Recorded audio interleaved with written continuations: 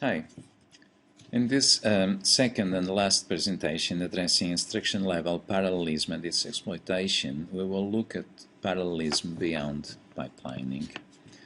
After watching this presentation and completing the learning task proposed at the end, you will be able to explain how instruction level parallelism may be used to increase processor performance, how speculation works, and how to cope with mispredictions, and finally how static and dynamic multiple issue processors work. Don't worry if these terms mean nothing to you at this stage, because that's about to change soon. To start with, recall from one of our earlier presentations that we have two basic forms of parallelism in applications, data level parallelism and task level parallelism. You may revisit our first presentation addressing fundamentals of quantitative design and analysis on week number 8 of this course. Actually, it's slide number 7 in that presentation. That same slide presented instruction level parallelism as one way of exploiting application parallelism in computer hardware. Pipelining is actually a form of instruction level parallelism, but let's look at the two main methods for increasing it. The two methods are indicated here. One consists of increasing the depth of the pipeline to overlap more instructions, and the other one of replicating internal components of the computer so that it can launch multiple instructions in every pipeline stage. And that is what is known as multiple issue. Launching multiple instructions per stage actually enables the instruction execute rate to exceed the clock rate, meaning that we can have more than one instruction completing its execution in the same clock cycle. Multiple issue processors do this in two major ways. In a static multiple issue, this is taken care at compile time, so the compiler takes the responsibility of packaging the appropriate instructions together.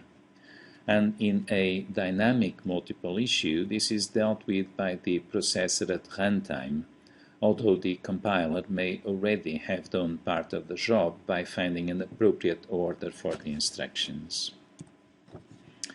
Another very important concept in the exploitation of instruction level parallelism is prediction, closely related to speculation, whereby the compiler or the processor try to guess about the properties of an instruction so as to enable execution to begin for other instructions that may depend on the speculated instruction.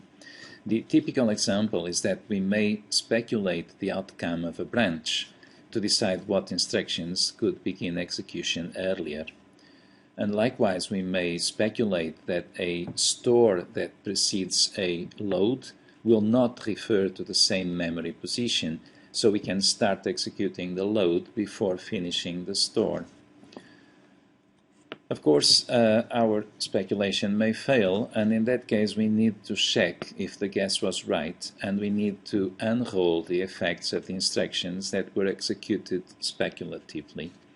According to the type of multiple issue, there are different methods to cope with misprediction and incorrect speculation. The compiler may anticipate this by inserting additional instructions and fix-up routines, and the data path may buffer the speculative results until they are confirmed and discard them if they aren't. So let's consider the static two-issue MIPS processor as a practical example of what we have just been saying, and let's assume that the compiler will package the instruction pairs as indicated here. One of them can be an integer ALU operation or a branch, and the other one can be a load or a store. And let's also assume that the instructions are paired and aligned in a 64-bit boundary, and that the ALU or branch instructions always comes first. And finally, if two instructions in sequence do not respect our pairing rules, then one of the slots will be filled with a no operation code. Of course, that if we want to launch an ALU operation and a store in parallel, we will need to replicate or add resources to our data path. In this case, extra ports in the register file as shown in this slide. Likewise, since the ALU operation ties up this resource, we cannot use it to calculate the address for the store, so a separate adder is required for this purpose, as shown also in this slide. And the representation shown here brings into evidence that multiple instructions can be in execution at the same time in the same data path stage, but at the cost of replicating or adding the necessary data path components. In the case of dynamic issue processors, which are also known as superscalars, the instructions issue in order, and it is the responsibility of the processor itself to decide what number of instructions may be issued in the same clock cycle. These dynamic issue decisions can be taken further if the processor is capable of reordering instructions in real time to avoid stalls, and in that case we have what is called dynamic pipeline scheduling. Well, in such cases, the pipeline is divided into three major units: an instruction fetch and decode unit, seen on top on this slide, multiple functional units, and a commit unit at the bottom.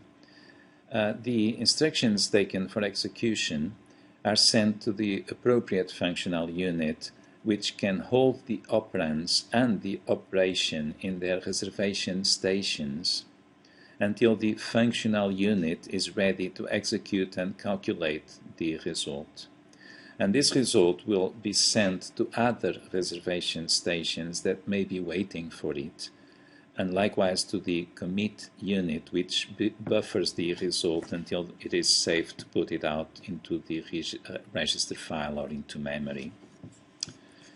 To conclude, I'd like to ask you to read through the two examples presented in pages 337 to 339 dealing with the topics shown here. And that's it. Thanks for your attention.